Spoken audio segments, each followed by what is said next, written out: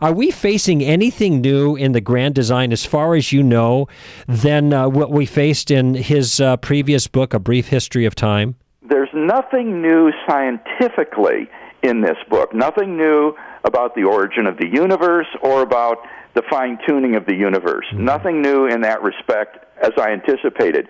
But what is new, Greg, in this book that I had not expected is that the first third of this book is devoted to a purely philosophical discussion of anti-realism about the world. Mm-hmm. It is a radically postmodernist view of reality that Hawking and Mlodinow lay out in the first third of this book. And this is so ironic because on the first page of the book, they say philosophy is dead. I know.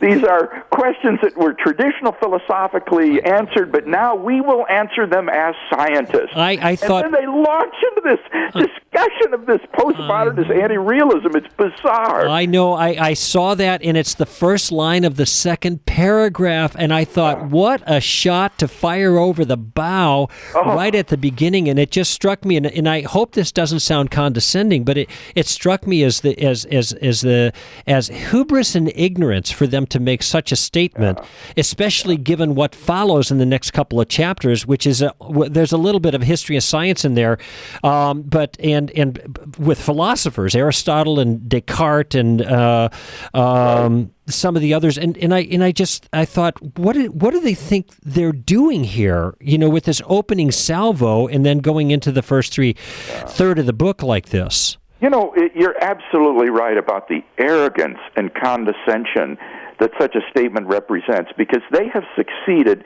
in insulting every member of the Department of Philosophy at Cambridge University, where Hawking teaches. Right. And this includes people like Michael Redhead, D.H. Mellor, and other very eminent philosophers of science. Mm-hmm. And they're saying these men haven't kept abreast of the field. And I just wonder, well, what in the world have these men, have Hawking and Mlodinow read that would allow them to make a statement that arrogant, that condescending? Well, you know what it reminds me of, Bill, is it makes me think of an 8-year-old who is looking at his parents, and he's saying, I don't need you anymore. I'm going to run away and make it on my own. I tried that when I was 8 years old, by the way, and I know you can't get very far.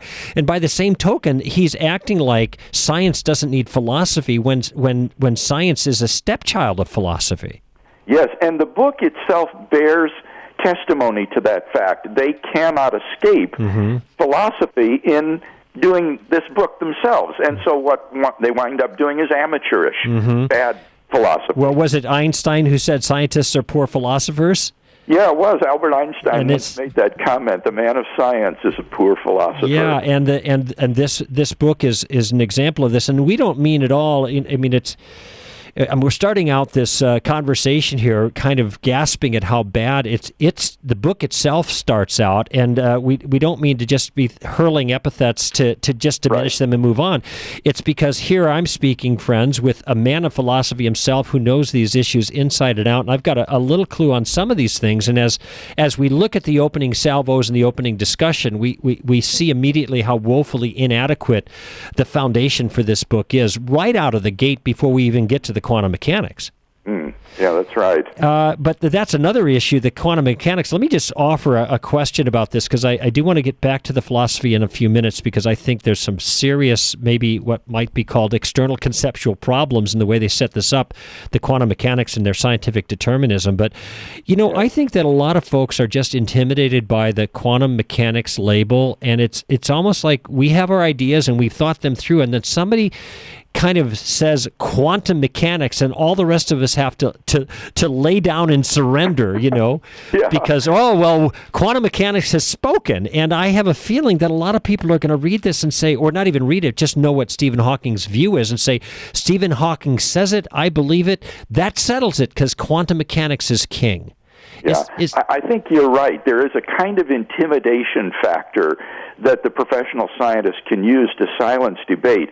And I think what the layperson needs to understand is that although the mathematical core of quantum physics, that is to say subatomic physics, the mathematical equations are highly confirmed, well established, but there are at least 10 different physical interpretations of what those equations mean, and nobody knows which of those interpretations is correct. And Hawking and Milodinoff never mention this fact. They just pick one of those interpretations and run with it, and they never bother to mention the fact that nobody really knows if this is the correct interpretation of these equations. Yeah, well, some of those guys kind of jokingly say that nobody even knows what quantum mechanics itself means. Now, that's got to be an overstatement, but I think it's meant to show how much uncertainty, shall we say indeterminism, there might be with regards to the field itself. Right. What we need to understand is that the scientific theory is composed of two components. There's the mathematical core. Those are the equations. And then there's the physical interpretation of the equations. And it is the mathematics of quantum mechanics that are well established, well confirmed. But the physical interpretation is, as you say, so obscure that someone like Richard Feynman said nobody really understands quantum physics. Yeah, and he's a player. Yeah, exactly. And he's referring there to the physical interpretation. He doesn't mean nobody can do the equations or that it's too hard or anything, but that we don't really understand what the correct physical interpretation of these is. Bill, could you cash that out for us, our listeners, a little bit? I mean, I think that some of them are thinking, well, okay, what's the difference between an equation that seems reliable and a physical interpretation of the equation? Right.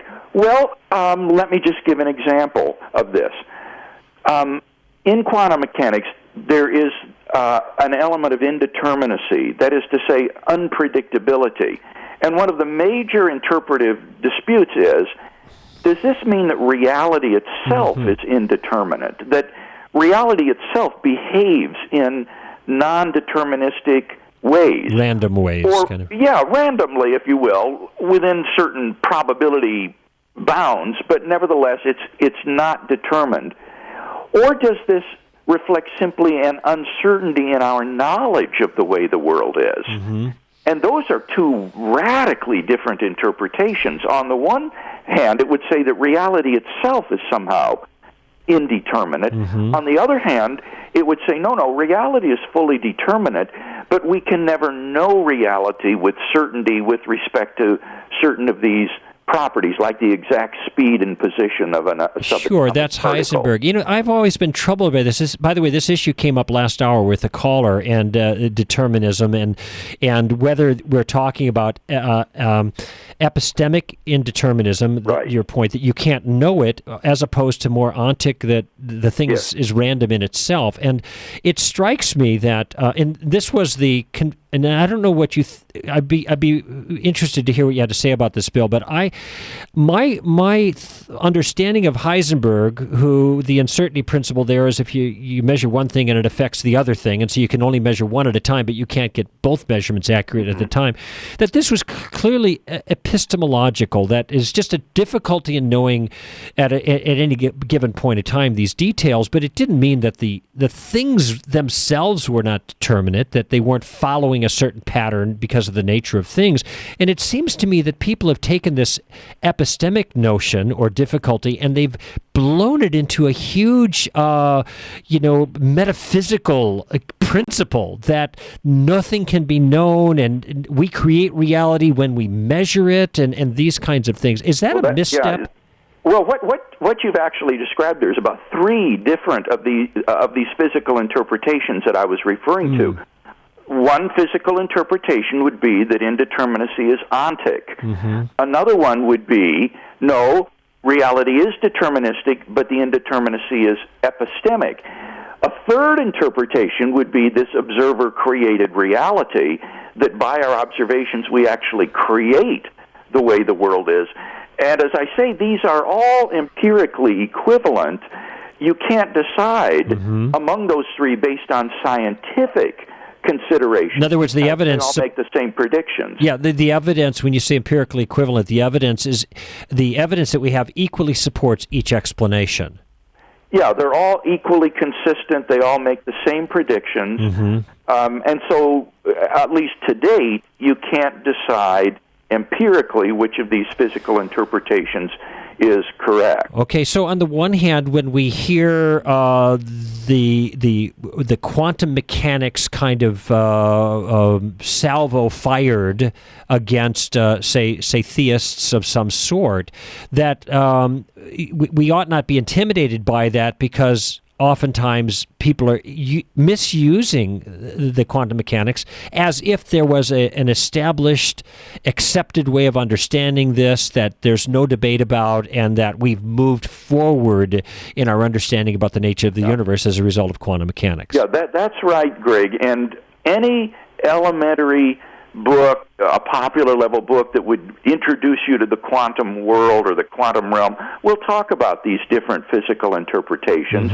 and we'll say in the end that nobody really knows which one of these, if any, is correct. And so when people base grand philosophical or theological conclusions on these interpretations, it's very easy to simply respond, well, there are at least 9 other ways of looking at this, and there's no reason to think that your view is the correct one. Do you think Stephen Hawking is actually trading on a particular understanding of how quantum mechanics cashes itself out in order to make his case for the universe self-creating? And we'll get into some detail about what he means by that. But do you think that... I don't think that his use of quantum mechanics and a particular interpretation of that is so critical in the origin of the universe, frankly. I think it comes into play more when he wants to get rid of the fine-tuning or explain away the fine-tuning by generating many worlds.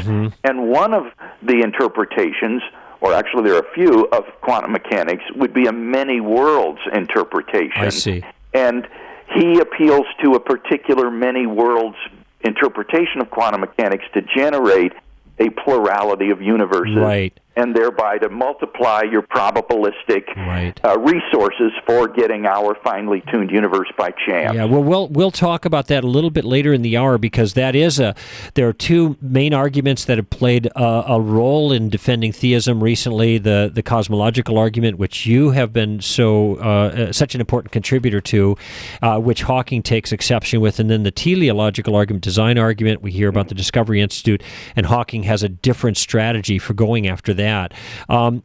We'll get to that shortly, those 2 things, but I want to go to the philosophy for just a moment that he presents in the beginning of the book, and I wondered if you could speak to this. He says, this is Stephen Hawking, says that he is a scientific determinist.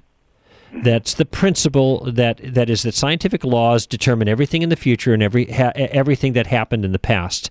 And he applies, and I don't know why he adds scientific to determinism, because it seems to me like determinism is just determinism, But he applies this to human nature too. So there is only one kind of causation in his view, and that's event causation. There is no agency, certainly not of God, but not of human beings as well.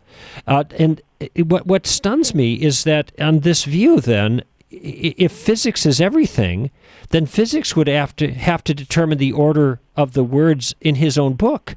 That's right. And not the laws of discursive reasoning and inference and logic and the kind of thing. So what does that make of his entire argument? That's what I wondered as I read this passage in the book. I thought, what confidence can they have that anything they have written in this book is true, since on their view they were just determined to write it? It's like water gushing from a pipe or a branch growing out of a tree. They were just determined to write these things. So what confidence can they have that what they say is true? And in particular, what confidence can they have that their affirmation of determinism is true? Right. It undercuts itself. Yeah, and as I read, I've just read up to the the goldfish bowl that's chapter. anti-realism again. Yeah, and we'll get to that too. But just as he lays down his foundation and then his assertion of scientific determinism, I did not get the sense that he has the slightest inkling of the difficulty that he has with the views he's just laid, and the hole that he's digging for himself. I'm sure you're right about that. I think it's very naive philosophically. But here's a further question I had, Greg. How do you square his affirmation